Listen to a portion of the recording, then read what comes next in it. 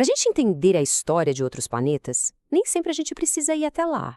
Às vezes, as pistas mais importantes viajam milhões de quilômetros pelo espaço e chegam até nós. Hoje a gente vai mergulhar na história secreta que as rochas de Marte têm para nos contar. Pois é, parece coisa de filme de ficção científica, mas é um fato. Existem sim pedaços do planeta vermelho aqui mesmo, na Terra. Essas rochas são tipo mensageiras silenciosas, sabe? Elas foram lançadas no espaço por impactos gigantescos e depois de uma baita jornada cósmica acabaram caindo no nosso planeta. E olha só, são apenas 317. Cada um deles é incrivelmente raro, uma verdadeira cápsula do tempo geológica. Eles nos dão um vislumbre direto da composição e da história de Marte, sem a gente precisar mandar uma missão super complexa para buscar amostras. E alguns deles, como a gente vai ver, guardam segredos surpreendentes. Mas tá, como é que isso acontece exatamente? Imagina só um asteroide colossal batendo em Marte. A energia desse impacto é tão, mas tão imensa que arranca pedaços da superfície marciana e arremessa para o espaço com força suficiente para escapar da gravidade do planeta. Esses fragmentos, então, ficam vagando pelo sistema solar até que, por um acaso do destino, a órbita deles cruza com a da Terra. E é aqui que a nossa investigação começa, com o nosso primeiro caso. Um grupo bem específico e intrigante de meteoritos marcianos, conhecidos como xergotitas empobrecidas. Essas rochas são o ponto de partida para a gente desvendar um dos maiores quebra-cabeças geológicos do planeta. O que torna essas rochas tão especiais é a química delas. Elas não são rochas comuns da superfície.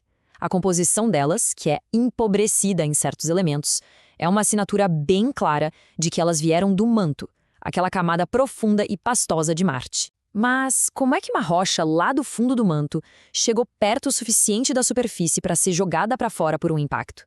Esse é um mistério. Bom, e aí que a coisa fica interessante. Os cientistas tinham um conjunto de pistas bem específico para seguir. Eles sabiam que a rocha veio de uma pluma do manto, imagina uma coluna gigante de rocha quente subindo do interior do planeta, e que isso aconteceu numa região vulcânica jovem. Análises de raios cósmicos mostraram que a viagem pelo espaço durou mais ou menos 1,1 milhão de anos. E para lançar essas rochas com tanta força, o impacto precisaria ter criado uma cratera de, no mínimo, 3 quilômetros de diâmetro. A caçada estava lançada. Achar uma cratera específica num planeta inteiro parecia uma tarefa impossível. A solução veio de uma ferramenta super inovadora, um algoritmo de inteligência artificial que foi treinado para ser um verdadeiro detetive de crateras. Isso aqui mostra perfeitamente por que essa técnica funciona em Marte, mas não aqui na Terra. O nosso planeta é geologicamente muito ativo, sabe? Placas tectônicas, erosão por água, vento, tudo isso apaga rapidinho as cicatrizes de impactos. Já Marte, por outro lado, é um planeta geologicamente mais parado, quase letárgico. As crateras dele ficam lá, quase intactas, por bilhões de anos, servindo como um relógio cósmico. Quanto mais crateras numa área, mais antiga ela é. Simples assim. Só que para datar a superfície com a precisão que eles precisavam, era necessário contar as crateras menores. E aqui a gente tem uma noção da escala do desafio. O algoritmo analisou imagens de satélite e identificou 90 milhões de crateras. 90 milhões! Uma contagem que, convenhamos, seria impossível para qualquer ser humano, mas que a IA fez para criar o mapa de idade mais detalhado de Marte até hoje. O processo foi super metódico. Primeiro, o mapeamento geral. Depois, a IA filtrou e achou as crateras grandes e geologicamente jovens. Daí, ela analisou as crateras secundárias, que são aquelas formadas pelos destroços do impacto principal, para confirmar a idade.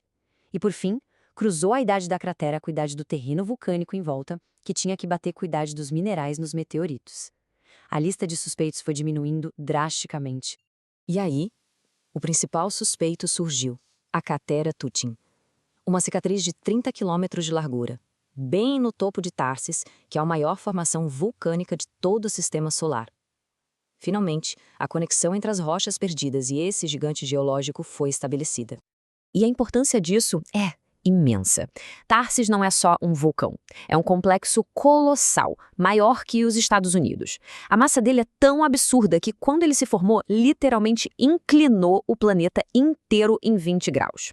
O fato de as xergogetitas virem de lá significa que a gente tem em mãos amostras diretas da superpluma que moldou o planeta Marte por bilhões de anos. Ok, mas as Charguatitas contam a história do vulcanismo mais recente de Marte. Para entender o passado ainda mais profundo do planeta, a gente precisa de outra mensageira. Vamos abrir nosso segundo arquivo, o meteorito conhecido como Black Beauty, ou Beleza Negra. E essa linha do tempo aqui deixa a diferença bem clara. As Chargotitas têm algumas centenas de milhões de anos. A Black Beauty, por outro lado, tem quase 4 bilhões e meio de anos. É um fragmento da crosta primordial de Marte, uma testemunha do nascimento do planeta. Ela guarda segredos de uma era completamente diferente. A Black Beauty é um dos materiais mais preciosos marcianos que a gente já encontrou. Análises mais antigas já sugeriam que tinha água ali. Mas para confirmar, era preciso destruir pedaços da amostra. O novo desafio era descobrir a história da água em Marte sem danificar essa evidência, que é literalmente insubstituível. Então fica a pergunta: como é que se olha dentro de uma rocha tão antiga e valiosa sem quebrar ela em 1000 pedaços? A resposta, mais uma vez, veio da tecnologia de ponta, uma combinação de tomografias 3D usando raio-x e nêutrons. Essa técnica não destrói a amostra e permitiu que os cientistas mapeassem a composição química dentro da Black Beauty, intacta, revelando a localização exata do hidrogênio, que é o componente essencial da água. E as revelações foram profundas. A análise 3D mostrou que a água não estava só espalhada por lá. Ela tinha reagido quimicamente com as rochas da crosta antiga, formando minerais hidratados específicos. A história da água estava literalmente presa na estrutura mineral. E o mais importante, minerais parecidos foram encontrados pelo rover Perseverance em outra parte de Marte. Isso sugere que essa interação entre água e rocha foi um processo super comum no início do planeta. Ok, agora a gente tem as peças dos nossos dois casos. De um lado, o vulcanismo gigante. Do outro, a água antiga.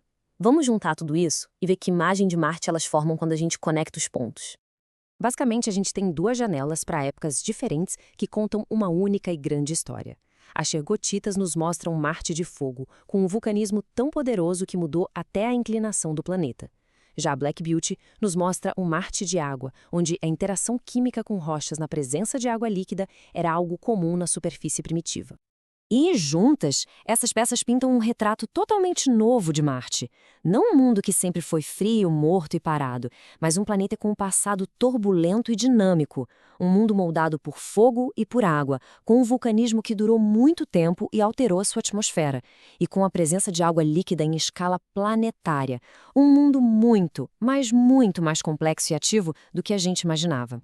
E o mais animador é que essas técnicas todas, tanto a detecção por IA, quanto a tomografia não destrutiva, são como um grande ensaio para o futuro.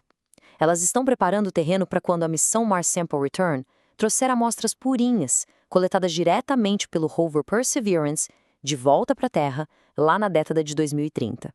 E isso nos deixa com uma última pergunta, né?